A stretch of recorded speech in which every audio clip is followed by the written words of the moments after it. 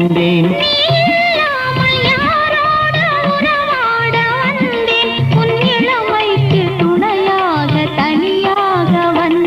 நான் மலரோடு தனியாக ஏன் இங்கு நின்றேன்? என் மகாராணி உன்னை காண ஓடோடி வந்தேன்.